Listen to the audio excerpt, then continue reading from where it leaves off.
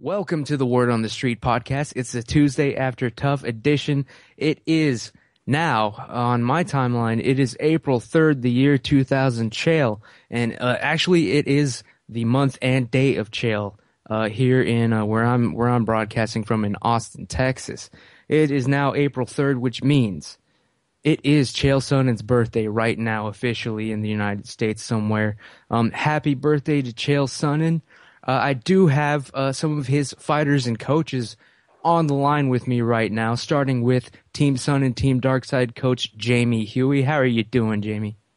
Outstanding, man. Outstanding. As we were just discussing before we went kind of live here and recording, you are the living legend, and you are joined by Team Sonnen's fighter, hip hop artist. He is actually a king in his own right, Kevin Casey. How are you doing, sir? Excellent. Very happy to be a part of the Word on the Street this evening. Happy birthday goes out to the Team Sonnen, head man in charge, Chael. Excellent. Yeah, I'm actually I'm going to use that clip right now, that audio bite right now, tomorrow on my podcast. It's a special surprise birthday podcast dedicated to the man himself, Chael Sonnen. Happy birthday there. Now, King Kevin Casey, wow, thank you for coming on the show. Thank you for being on the Word on the Street podcast. But before we get into anything real quick, I have to ask both you and the Coach Huey, right now, about an hour or two ago, Jon Jones, the opposing coach, the enemy right now, Jon Jones he made a tweet right now where he was dissing Gilbert Jamal Smith Jr. He tweeted, quote, "Gilbert is the worst." That's what he just tweeted right now about someone he's coaching, someone on his own team. I wanted to get both your takes on that. Coach Huey, he's saying Gilbert's the worst, man. Do you have any sort of response? I know it's all politics, but what's the deal with this? What's your reaction to hearing that? Well, I don't know. I mean, I think Gilbert was a Team Darkside player before him or anybody else knew it. He was the one that got away. I don't know, whatever his and John's beef is, but, I didn't feel like Gilbert really got the type of support that he should have got from that side. So I could absolutely understand if Gilbert has some hard feelings. And as far as John's side, I don't know really what his angle is on it. Maybe it was something Gilbert said on the show tonight that set John off, but it doesn't matter. Gilbert's up here with us. He's in our gym. He's training with us. He was up there tonight. So as far as I'm concerned, he's a Team Darkside. Yeah, in all fairness, I will say that Gilbert did tweet a picture of him, blatantly wearing Team Sonnen gear, and admitting that he had switched sides. So, I guess it's fair game for John to respond to that, but to say he's the worst, it's you'd never see Chael Sonnen doing that. King Kevin Casey, you were in the Tough House. You met Jon Jones. You interacted with him. What's your impression of Jon Jones overall? I mean, is he a cool guy? What are your feelings towards him? From being in there, actually being in the house and being around all the other fighters and seeing the way that the teams were gelling at that point in time, in one way, I have to always commend Jon Jones as far as his accomplishments and what he's done so far athletically, and in the ring. But, when it comes to being a coach, I think that's part of the department where he kind of lacks the experience that maybe Chael had as far as coaching, and Jon seemed to be, not the best coach. And being in a situation where we're all taken away from our families, we're taken away from society and what's going on. The only thing that has a battery in the house is the watch on your wrist. So we're just, we're taken away from everything, and we're put around a coaching staff that we're not familiar with. So to have no, very little team support is just, it kills the athlete's morale. especially in Gilbert's situation where, I think he had one or two guys that were truly in his corner, and it was obvious and apparent that, Jon Jones was not a believer in Gilbert Jamal Smith, especially going into his fight, and, he also picked a bad matchup for Gilbert starting off the tournament. He takes a guy who's, 5 whatever and puts him against Luke Barnett, who's a tower. So, he showed a little bit of his inexperience in the coaching department. But, in his defense, I believe that's probably the first time he really was put into that position. Yeah, no, I hear you. But, it's the first time that Chael was put in that position, and he shines, you know what I'm saying? But King Kevin Casey, man, I don't even know what to call you, King or Kevin. I'm just gonna call you everything, man. I've got to ask how you're doing, because I love the way they put the Ultimate Fighter season together as far as filming and production goes. But it feels like 2 weeks ago they dropped the ball a little bit on the storyline, because after your last fight with Bubba that we saw that you had some kind of kidney injury, but in the next episode, I don't even think they gave us, like, the audience. They didn't even give us an update on what happened to you after that fight. So what's the word on the street about that? How bad was it? What was the aftermath? I had kidney failure during a fight due to dehydration in 2010. At that point in time, I was told that, I would be more susceptible to that, reoccurring. So going into, this season of Tough, I knew that was a possibility. So when I got in the house and it came time to make the weight cuts, I requested, through the production that I get an IV after my weight cuts. I was denied that option to have an IV. So at that point in time, I made sure that I hydrated my body and I drank a lot of fluids, but it still caught up with me. I felt it in the second fight. But I thought that possibly I could have overtrained for the fight, so I still didn't think it was a kidney. But by the time I did the last weight cut before fighting Bubba McDaniel, I could feel the kidney on my right side in a lot of pain. So I knew at that point that that it was the kidney issue coming back. And when it came time to go out to that third round, I knew what my body was going through, and I had to make the best decision for my career and for my, ultimately my health. Yeah, so you definitely, but also, you definitely knew. Also too, yeah, I knew exactly what was going on with my body at that point, and I felt that every other athlete who had, a situation where they went to the hospital, they had some kind of follow up, and they even went so far as to show, Josh Salmon's doctor visit and Bubba's doctor visit. But I think sometimes they don't really want to shine, the truth on what really goes on in the sport as far as the medical things go, because that's something that takes away from, the glamour of what we do. When you make it too real, it's hard for the public to stomach it. Yeah, I actually, that's a good point. I hadn't even thought about that shit, man. Like it's one thing if you see somebody knocked out, you're kind of used to seeing it in movies, but you never see like it being reported, like organ failure. Like that's a whole different mess, man. That is more. I was actually admitted to the hospital. I had to get a room and stay there. So it wasn't a situation where I came home the same night and was back with the fellas. It was a situation where I was put up in the room, and Coach Jamie can attest to, he was there personally, and it was just a situation of rehydrating the kidneys to get everything to start functioning normally. Yeah. Yeah. I went in the ambulance with Kevin up to the hospital, and by the time, I think the fight was probably at 4:00. And we went up to the hospital after the fight. We were up there.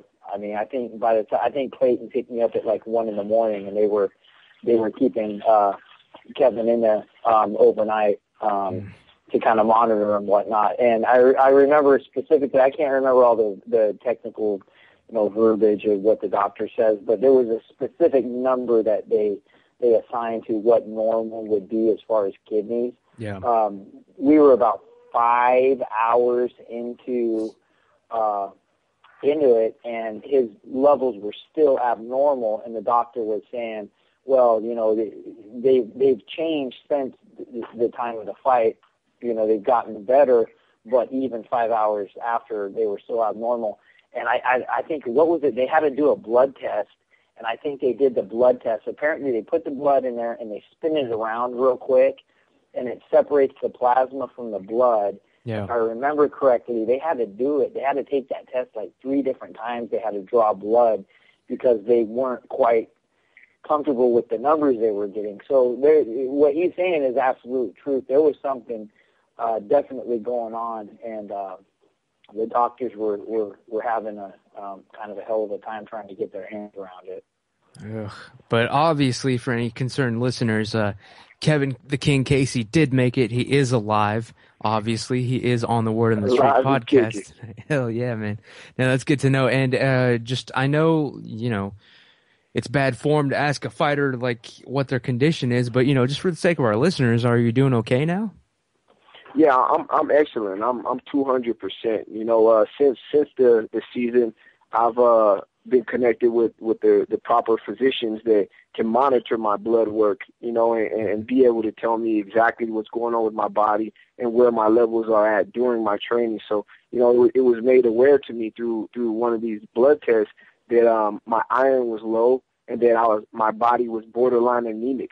So I've had to make some changes in order to be able to compete at the level, through supplements and taking the right things and making sure that my levels are normal to be able to perform. So, I'm 110%. I'm ready to go, and you're going to see an exciting fight from me on April 13th.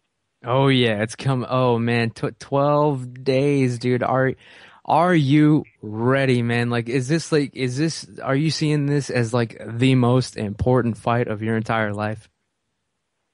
You know what? To be honest with you, I have a big chip on my shoulder. So I'm not looking, for what's going to happen after the fight. I'm only looking forward to walking in that cage, putting my hands on somebody, and just shutting a lot of people's mouths. I don't know if I'm able to, speak on my opponent, but I have a great opponent for the fight. An opponent that will, pose a great challenge, and by winning this fight, I think I'll put a lot of people in their places and show that the King is back. Hell yeah, man! Like I don't know for a fact who your opponent is. I suspect I know. I hope it's not the case. But we don't give away spoilers on the Tuesday After Tough podcast, obviously, because we like to keep having members of the show on here. And if I were giving out spoilers left and right, I have a feeling that would go up in flames real damn quick. Sorry to add to kind of what King is saying, it is such a unique situation being in that house with 3-4 weight cuts. You're going up, you're going down, you're going up, and that's not, these guys have to fight just to get in the house. So by the time they do that fight, and then 2, 3, 4 fights down the road, we're only down there for 7.5 weeks filming. It definitely is a unique situation, and to address a lot of the haters that are on Twitter that have something to say about this and that. The thing about that Kevin is, I think Kevin fought Matt Lindland in his 3rd or 4th pro fight. Yeah. Matt's a decorated freaking wrestler. He's a silver medalist in the Olympics. He's a tank. Fought everybody. Fedor, he's fought Rampage, you name it, he's fought him. Kevin took that fight 4 pro fights into his career. So I can attest that, there's nothing weak about this man. He will step up and he will fight everybody. Now, as far as the body thing, you can only control what you can control. But as far as him showing up to fight, I have 1,000% confidence that April 13th you're going to see a different Kevin Casey. Oh hell yeah, man! I cannot wait to watch this finale, dude. I don't even care about any of the other names that they put on the card, man. That doesn't mean shit to me, man. This is gonna be awesome watching everybody get to just bang it out on the UFC, in an actual UFC fight. I was gonna ask King Kevin, man, like you've technically fought in the UFC. I mean, you fought on national television in front of millions of people now. You fought a UFC fight, but in this finale, you know, it's going to be the whole deal with the arena, the walkout, the whole thing. Like, is that weighing on you? Does that change your mindset at all, or are you just saying to yourself, I already fought in the UFC on the show?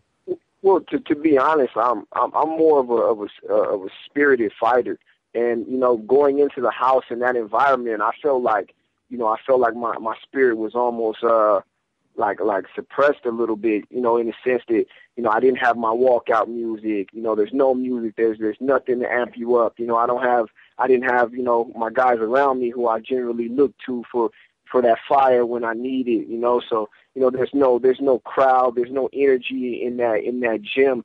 You know, and all those things are the things that help motivate you in the fight. You know, that energy when you walk out and you feel the eyes on you, like all those things are what give my spirit fuel.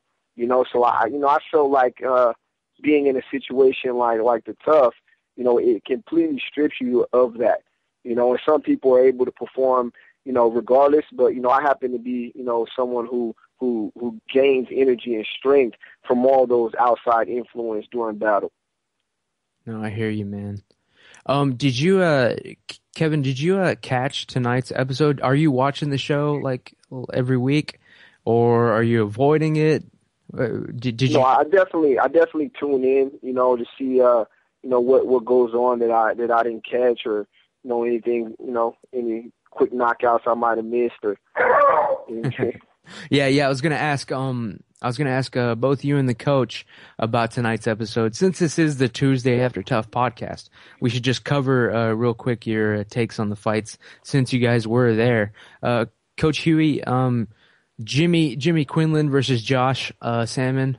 You know, first round, he got a little overwhelmed, but what do you think went wrong for Jimmy? And then, you know, real quick, just what do you think obviously went right for Uriah Hall versus Bubba?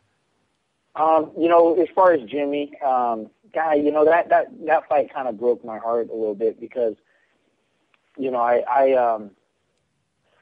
was kind of a weird situation. I had to leave the house for 10 days to come back up to Oregon. I had a prior commitment with some boxers that I was training that I had to corner. Mm-hmm.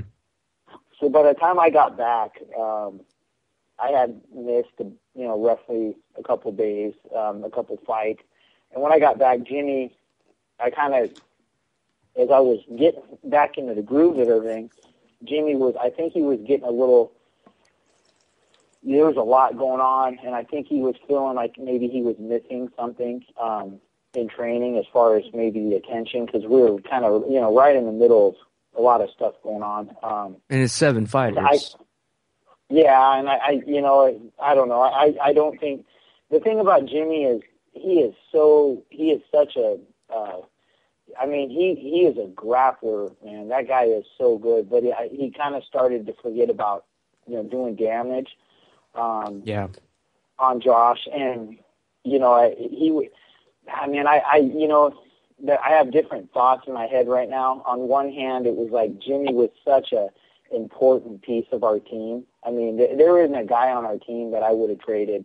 I mean, it would have been great to have, you know, guys like, you know, Gilbert on our team, and even Adam seemed like he was a pretty stand-up guy. But you know, Jimmy was such a big piece of the dynamic of our team. So obviously, you know, you really want to see a guy like that succeed. He had told me, you know, he's going to be hard on himself. He kind of mentioned in the show tonight that he quit, and you know, he mentioned to me, he was like, man, because I don't know what happened. He goes, I don't know. So I really wanted to see Jimmy succeed. But the thing about Jimmy is I think he's 3-0, or I can't remember if he's 5-0 or he's 3-0 at that fight. Mm-hmm. So he's really kind of an inexperienced guy as far as MMA goes. His grappling, you know, resume is just incredible. But you know, I think Jimmy's also a guy that's he's coming in April 13th. I think he's also going to have something to prove. As far as Uriah, I mean, what can you say about the guy? I mean, what can you say, that actions haven't already said? I mean, Yeah. Chael says, he is the hardest worker in there, and he is definitely the most athletic. So, he's just another opportunity for Uriah to go out there and really showcase what we already know. Yeah, definitely. And as far as the Jimmy fight, yeah, it kind of was like, he was like, he's good at what he does. He's like a master chess player, but Josh was coming out trying to play Hungry Hippos. He wasn't playing chess. That's what it seemed like to me. And that's always a problem. And actually, I am a nerd just like Jimmy Quinlan. So I am following on on the Reddit nerd discussion on the internet. Jimmy's actually saying about the fight. He's saying, yeah, this is a quote. Yes, definitely I wasn't the same after the fight with Clint Hester. My head wasn't straight and Josh threw too much abuse at me. I can only take so much, and I don't really remember the fight at all, but he did go on to say that he doesn't fully remember tapping, to be honest, but he wanted to say that he did not tap to the double punches because that's a gimmick. He wanted to stress that point, that he was not tapping to the double punches, all right? Because that is pretty damn ridiculous. Now, sorry, Kevin, you saw the fights, you were there. Just real quick, what was your take on both the fights from your teammates, Jimmy and Uriah? Well, Jimmy really did take a lot of damage in that fight with Clint. And also, we have to consider that he had other fights leading up to that fight. So, none of us as fighters were 100%. But I think, Jimmy was one of the guys who really took a lot of shots, especially to the head, a lot of elbows, a lot of side strikes. And, for sure he wasn't 100% there on the day of the fight, and I think Jimmy beats Josh 9 out of 10 times if he has a full camp and is training for a single fight. I see Jimmy, beating Josh even with, a one-dimensional kind of game plan. As far as Uriah goes, just a great athlete, great talent, very, very vicious, very, very fast guy. I see, through training and being around him, even with all the holds that you see, because, he still has a lot of improvements to make. He's so athletic and so fast that he's able to, make it happen anyway. So, he's one of those fighters who's going to get better as he goes along, and, where he's at now, he's on his way. It was crazy, man. I believe he opened with a knockout straight. It's ridiculous. Like a successful one. That is crazy, man. But Coach Huey, I definitely wanted to remind myself to ask you about this. I don't know if any of you guys have heard the latest news about this weekend's UFC main event. Alexander Gustafsson, he apparently cut himself or something, and so he's out of the fight, and they're replacing him with his training partner to fight Gegard Mousasi in the main event. Coach Huey, it begs the question, if Chael cut himself shaving and decided to pull out of the fight with Jon the Leprechaun Broken Yellow Bones Jones, we'd be counting on you to step up and fill in for him, right? I mean, I think you could beat that silly, drunken coward of a man Jones. I think you could beat him, man. If it came down to it, would you step up? And I mean, it happened once in the UFC. What if Dana gives you a call tomorrow and asks you to fight Jon Jones? Mike Tyson said it best. He said, anybody is one punch away from being the next world champion. So, hell yeah. I would take the opportunity. But if Chael was the number one contender, I would retire. I would surrender my belt, and I would pass it to the American Gangster. Word, man. Hopefully it never comes down to you knocking Johnny Bones Jones out, but we all know you could do it. I know Kevin Casey could do it also. King Kevin Casey. In doing my research for this show, I'm a journalist. I've won all sorts of awards or whatever, whatever you want to, I'll claim it all. But I listened to, I was doing some research and I listened to some of your music. I've listened to it before, actually. I'll be honest here on the word on the street. I like to smoke a little marijuana, and when I do, sometimes the hip hop gets to me, man. Sometimes the hip hop gets to me, and I listened to a couple of your tracks. One of them was called Forever. I really like that one, dude. Thank you very much. We saw a scene on The Ultimate Fighter where you and Clint and Gilbert, and I believe it was Jimmy I think it was Jimmy. You guys were having a rap battle. So like that made me wonder, because I'm a musician myself. Did you get to work on your music at all while you were in the house, or did the show make that like impossible for you? Like, how hard was that? Well, the last thing I was thinking about was really, working on my music. Oh, yeah? You know, I was there and to relieve some of the tension in the house. You know, the guys, wanted to rap. They wanted to battle me. So, I just looked at it as an opportunity to ease up some of the tension and just, make it a little entertaining for everyone. I hear you, man. But no, I wasn't in a position where I was, thinking creatively about music. I was thinking about keeping my head on my shoulders and, going out there and performing. Yeah, I guess if I were going to enter the Tough House, I probably would not bring the guitar, because that's just time I should be training. I get what you're saying. But following up on that, Coach Huey, you've mentioned some hip-hop, some rap before. I've got to get your honest opinion on King Kevin Casey's music, if you've heard it. No, absolutely, yeah. I've checked it out online. I don't know. I think there is a secret video floating around of Yuma Killer Cal, better known as KG. I've heard about that, man. When are we going to see this video? When's it going to leak on the Twitter? Clayton has that on his cell phone, so we're going to have to work on Clayton on releasing that. If KG's listening to this right now, he's shaking his head like, oh, shit, Coach, please don't. I'll make sure they hear this. Coach Clayton Hires and Kelvin Gastelum, let's get this video out there. The people are demanding it now at this point. It's been talked up. You got to release it right now. Right. We're calling them out, man. We do have, sorry we've kind of neglected him, but we do have Jake from the MMA podcast, right here with us, and I believe he's got some questions for you guys, so fire it away, Jake. Yeah, I got a few questions for both of you. I guess I'll start it off with King Casey. You mentioned the kidney thing earlier, and I wasn't really planning on talking about it, but I've actually had a kidney stone before, and it is a really bizarre pain to feel an organ like aching. It's really, really weird. I've never really found an answer on the internet, but like you mentioned before, a lot of fighters suffer from kidney issues from dehydrating themselves in the past. What percent of MMA fighters would you say suffer from issues with their kidney? To be honest, I would have no idea of how to make a educated statement in regards to what percentage wise. I know that some guys have been cutting weight their whole lives, due to their discipline. Like wrestlers, they're very accustomed to cutting weight. I'm a jiu-jitsu guy, and I'm my first MMA fight was in 2007. I fought in the 205 weight division for a couple of fights. So I'm fairly young when it comes to cutting weight in the process, and I've never been comfortable with the weight cut process.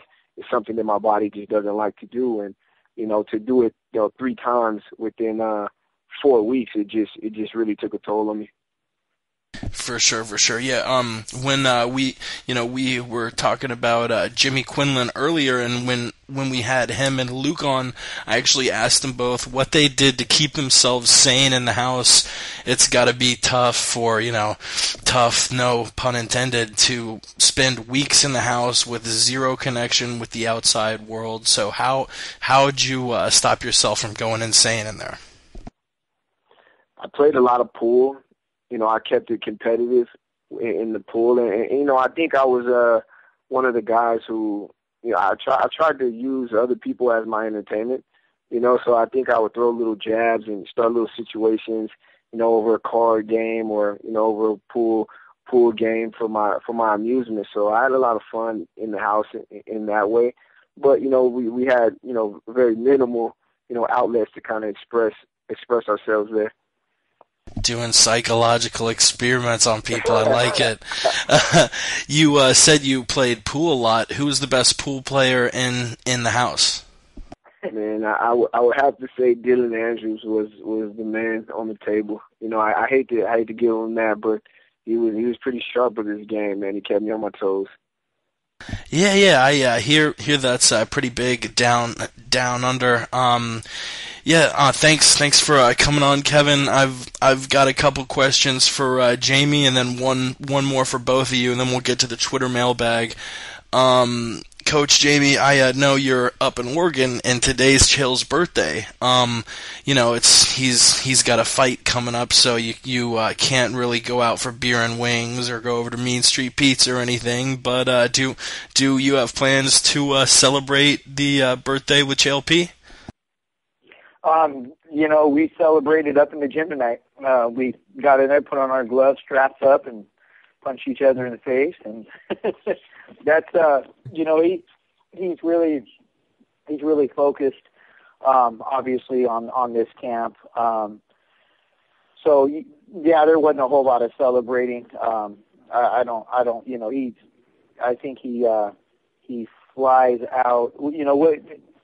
Not really. Chael's pretty kind of a reserved guy. He didn't even mention, obviously, it was his birthday, but somebody had mentioned it to me, and I mentioned it to Clayton, and so we definitely congratulated him tonight. But we'll celebrate after we get that belt here on the 27th, and we're just really kind of focused on that right now. So I'm sure he's probably doing something with his family, but as far as that goes, we're really just focused on winning this belt. Hell yeah, that's what I like to hear. Sort of to go along with that, a lot of times you'll hear from a fighter's training camp that in the days and weeks leading up to a fight, their fighter's attitude and demeanor will change. They'll get much more focused, a lot more serious. Has that change sort of been happening with Chael, or has he been pretty serious this entire camp, or is there sort of a eye of the tiger now that we're within a few weeks of UFC 159? That's a great question, man. I was talking to his mom Claudia about this tonight. I kind of think, I thought initially going into that second fight with Anderson that was probably the best training camp I had ever seen him or anybody in. We were what I perceived to be like, that was it. We were dialed. That was 1,000%. And now I'm kind of the mindset that there's also an attitude that goes along with it. And I'm kind of thinking that, we probably overtrained for that fight. I think this is a different camp.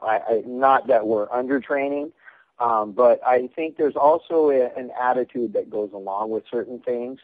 If I could, bring in somebody like Kelvin Gaston, part of his success throughout the season was he just didn't let things bother him. He just he was always smiling. He was always happy. He was just that guy that just didn't seem to get caught up in stuff. And attitude, it plays so much into this sport and being successful in combat sports.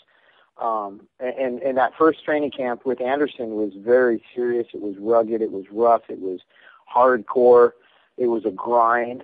We're doing all that stuff, but it just feels different than it did going into this one. So, I'm as far as Chael, I think part of it coming off of the show in good spirits, and then also having all these guys up here with us right now.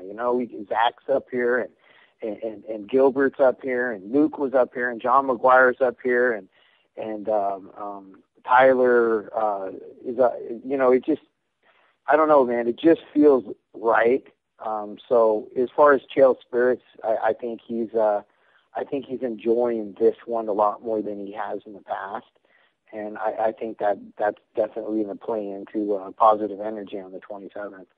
Definitely, definitely. Yeah, I think a lot of people are underestimating him, and to say this fight coming up at the end of the month isn't going to be a war, you are mistaken.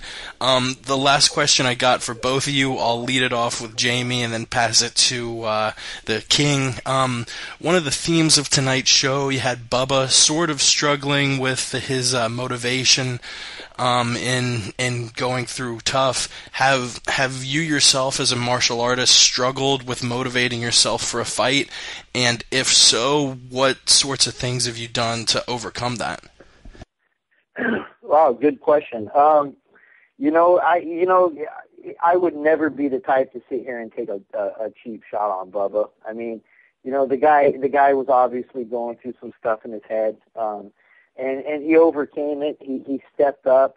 He got through it. And he got in there, man, and he was willing to fight. And you really have to give a lot of respect for certain things come easier to certain guys. I mean, again, I'm going back to Kelvin.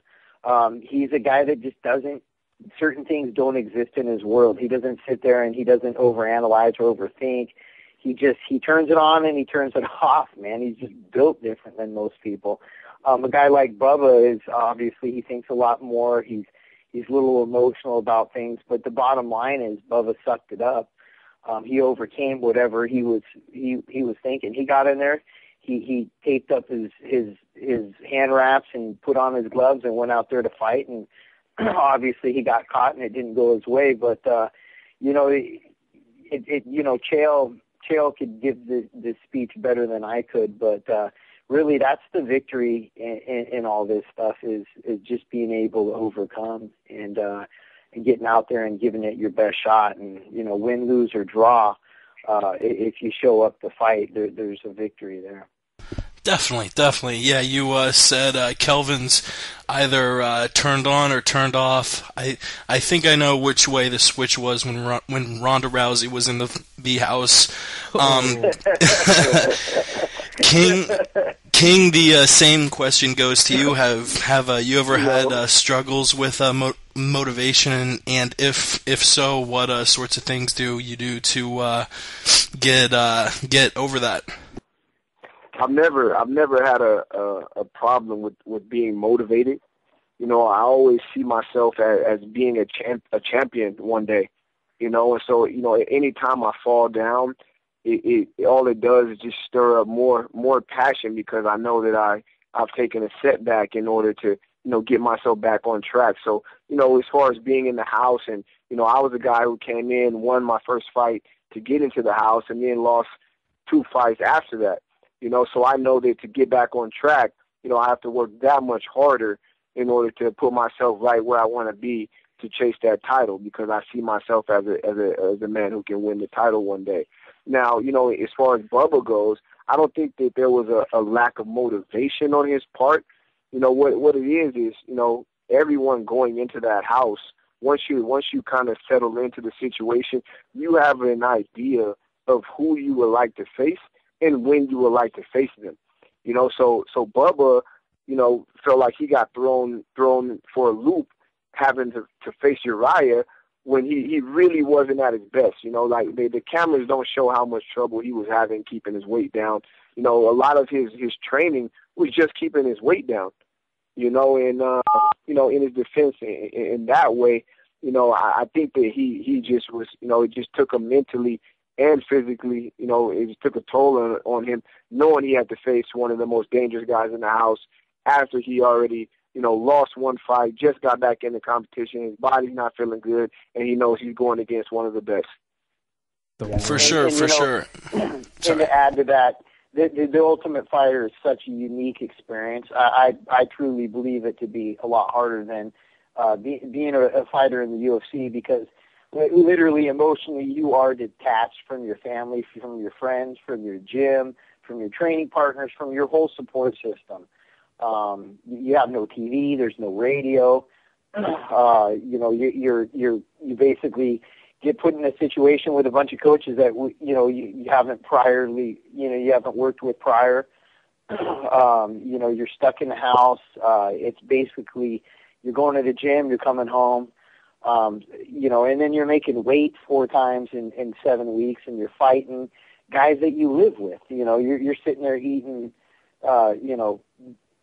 cereal next to the guy that you potentially could be fighting or not. You don't know. Fights we're basically on a 3-day cycle. You win or you lose. The team picks the fight. You make weight the next day. The 3rd day you fight. So definitely a different situation than a normal UFC process of a guy getting a fight, training for 3 or 4 months, scouting his guy out with his coaches, going home to his wife. So it's taxing, man. It's taxing on these guys. So it's going to test you. It's guys that have been through this experience know what I'm talking about. But to compare it to a normal situation where a guy trains for a fight in the UFC, there's nothing like this. So when Chael says this is the toughest tournament in all of sports, he's 1,010% correct on that, because there's nothing else like it. Yeah. Jamie, as always, it was a pleasure chatting. Kevin, thank you so much for coming on. Honestly, you are one of the handful of guys of this season who's really sort of stuck out. So I'm definitely looking forward to seeing you in the UFC. And I guess before we send it out, I'll pass it back off to Ramses for the Twitter mailbag. Yes, thank you very much. Yeah, we will go to the Twitter mailbag sent in via the magic of social media here for you guys. First question is for Jamie Huey. It is from our girl Alexis P. Sonnen. I think. Her God. Yeah, she did joke about something about hair, of course, and bald joke. But her other question is, Jamie, what's it like to be a gangster? Has anyone asked you where you from? What and like to kind of round that out, I actually do want to kind of know myself, like how, like compared to a year ago, now that you're on TV, like everyone, you're coaching not only Team Sonnen, but actually you're helping the actual Chael Sonnen. In the past year, what is it like? Has there been a change at all in your life, or are you just still same dude? You just get by the day the same way, or has it really been a different year for you? Oh, I continue to try to grow. But, as far as Alexis, she tweeted something in Dana's defense tonight about the change over the Sweden card. Yeah. And Dana responded back, go get him, girl, or something. So I'm not the person to claim gangster or anything. She's got Dana saying how much he adores her. So okay, and Dana White called me a moron on Twitter once, man. That was embarrassing. Oh, really? He did. Yeah, initially Dana was the guy that if you walked in the room, I thought about 3 times before I said anything. Oh yeah. And then getting to spend some time with him over there, he's just a normal dude. There's nothing different about him. But as far as this year, it's been a hell of a ride, man. It's been a great experience. I wouldn't trade it for anything. I'd go back and do it again in a second. But I was joking with somebody. I was joking with Claudia because he had mentioned something about me, getting some airtime on the show tonight. And I said, my exact quote was, "Good thing I have low self-esteem. It makes up for how cool everybody else thinks I am." Hey, speaking of Dana White, Kevin Casey, I'm assuming you met the president of the UFC. What was your impression of him, man? Or you did meet him, right? Now, yes. I heard a lot of things about him, and as far as his reputation, and they weren't all great things, but meeting the guy personally, he seemed very sincere. He seemed to really care about what we're going through and giving us all an opportunity. And just to test to that, we had a great season, but there was no reason that he had to give everyone, an opportunity to come back and fight in the finale. I don't even think that's ever been done before. Oh, yeah. And he really was a cool stand up dude. And I'm not the guy that just say something just to say it. So he was a solid individual.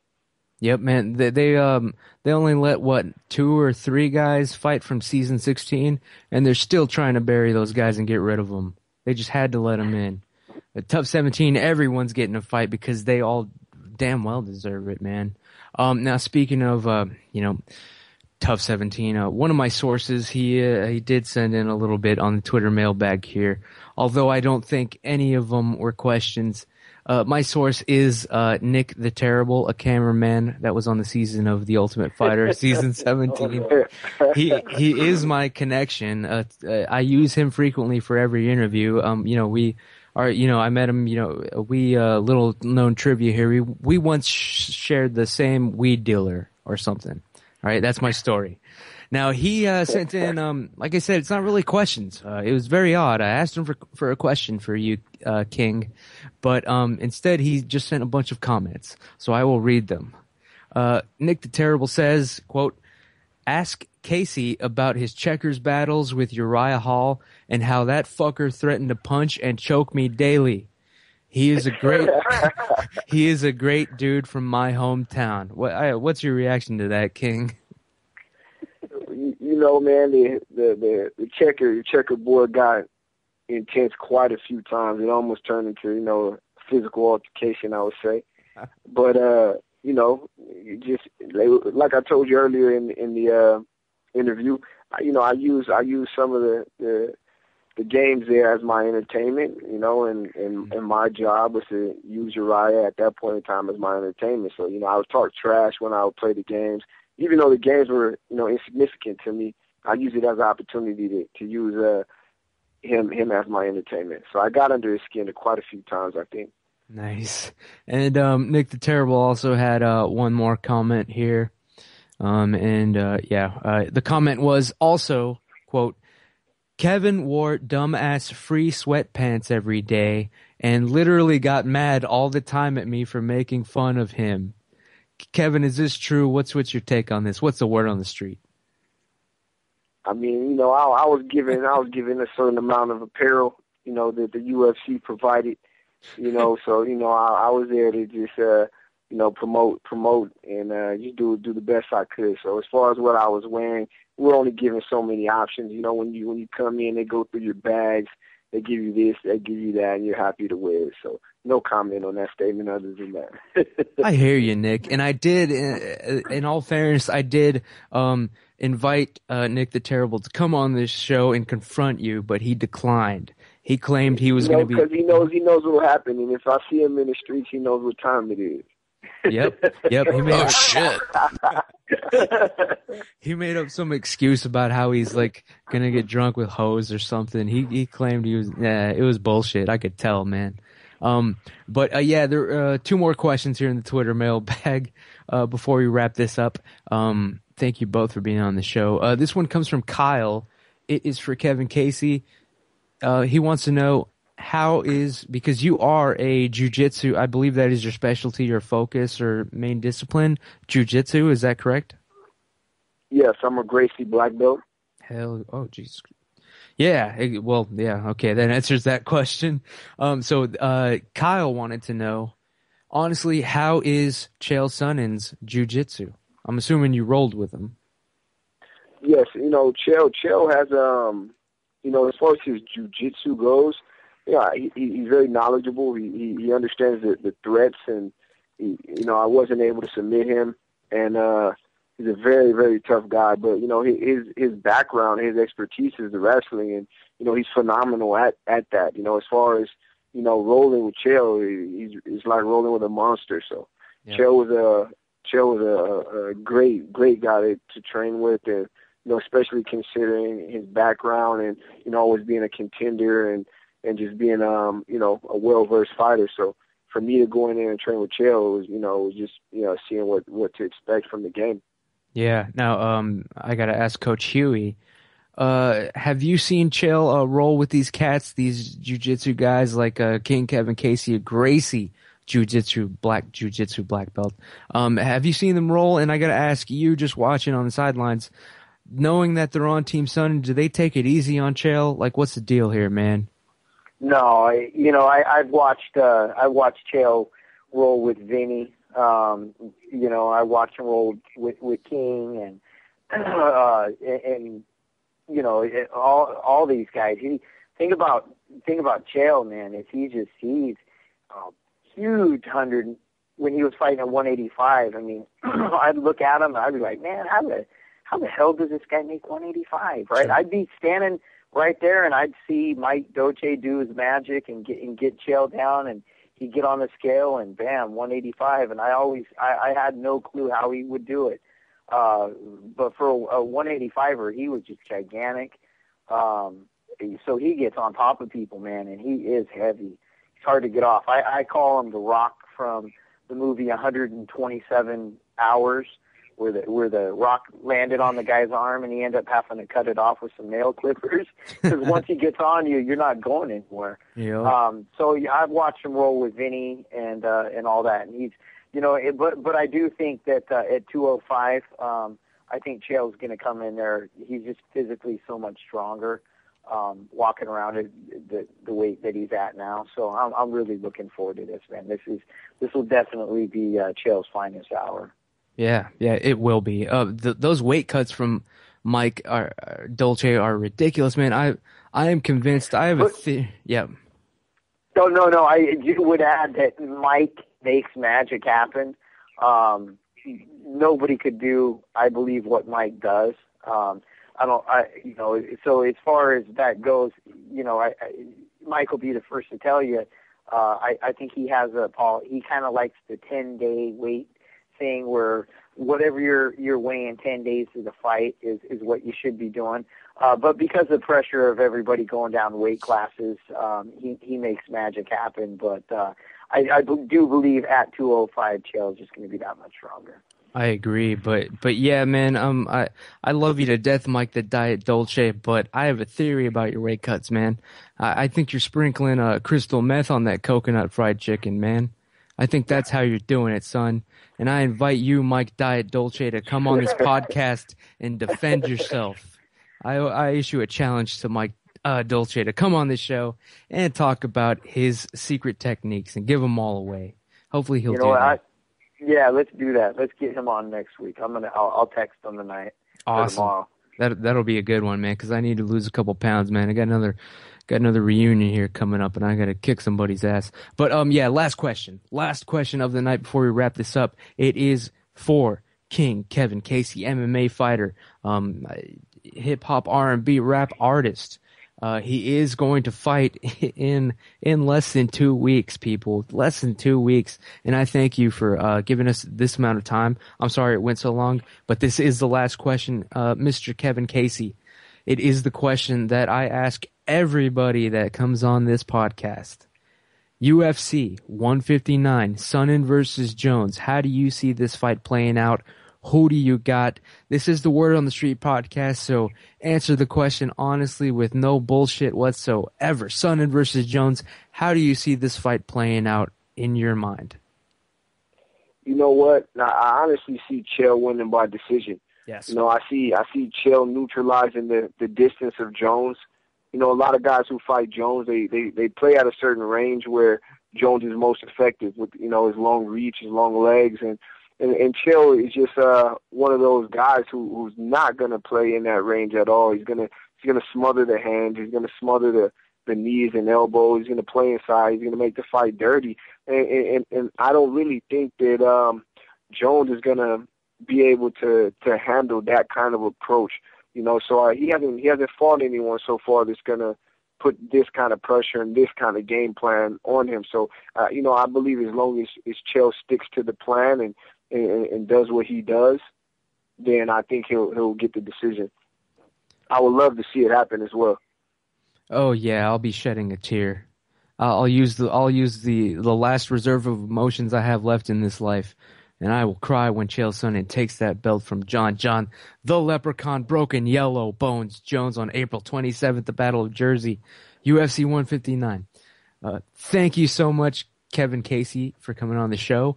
Yeah, real quick, where can fans reach out to you, and also, where can they contact you? And since I had a little bit of a hard time, finding it, where can they also find your music? Well, you can check me out on the Twitter on Kevin K.O. Casey, also Facebook, Kevin Casey. And then you can find some of my music uploaded on SoundCloud. That's SoundCloud, and it's under One King. And so I put about 7 or 8 tracks up now just to give people a little sample. So get ready to see it all from me. I'm going to be one of those fighters who jack of all trades, a man of many hats. So just expect excellence from me. Oh, I gotta ask, real quick, because I know I would try to do this.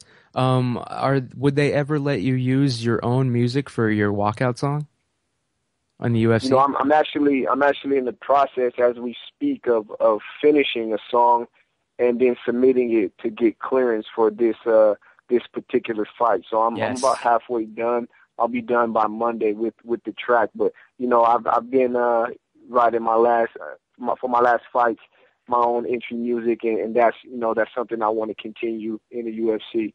Oh, awesome. Just a suggestion, Jude. When you submit that track, tweet it out, and everybody on Team Darkside, I'll get them all to fucking say petition for that shit for your walkout song. It'll help give you a boost, man. Plus I want to hear it. So awesome. Kevin K.O. Casey on Twitter. Jake, real quick, where can we reach you and hear your podcast? Real simple, follow us on Twitter, The MMA Podcast, or visit us at themmapodcast.com. And Coach Jamie, the living legend Huey, where can people contact you? What's up? Twitter at Coach Jamie Huey. Website, www.coachjamiehuey.com. Facebook, Jamie Huey. And that's where you can find me. And you can also find me in Vegas this weekend or this week, next week for the finale. I get down there Monday night. So if you happen to be walking around and see me, come up, slap hands, man. You guys like to butter me up with the living legend stuff, man, but I'm just a normal dude. So I'm always down to shake hands and say hi to everybody. Yeah, and we are definitely going to be begging you to feed us all the backstage, behind the scenes info, pics, everything, man. You're going to have to be bombarding us with it because this is the like I said, the tough finale fight, which is coming up. It's all about the Ultimate Fighter. I don't care. I can't even tell you who else is fighting. They brought in a couple names. I think there was once even a belt title championship fight attached to it. It fell apart or whatever. Who cares? The Ultimate Fighter finale is coming up April 17th, right? 17th? 13th. And Tor fights Adam Sella this weekend on the Sweden card. Oh, yeah. I believe I heard that their fight got moved up to the main card, but don't quote me on that. If not, it's probably going to be. It will be on Facebook if it's not on the main card. So definitely, we're there with our brother Tor from the Team Dark side, but also we got a lot of love for Adam as well. So we're hoping that both these guys go out there, put on a great show. Nobody gets injured. And these guys both move on to have long, outstanding careers. But obviously, we're pulling for our Team Darkside team member Tor. That is the word on the street. Now, Kevin Casey, thank you very much again, and good luck to you. You won't need it. I think you are going to put it on blast this time. Honestly. So, thank you very much. I appreciate you guys having me. Hell yeah. And with that, we will sign off. This will end the conference call and the podcast for tonight. Thanks to everyone. And just tune into the Word on the Street podcast tomorrow. It will be, like I said, a special surprise episode dedicated to the man Chael Sonnen on his birthday, which is April 3rd right now. Everyone, good night, and we'll see you later, guys. Take it easy.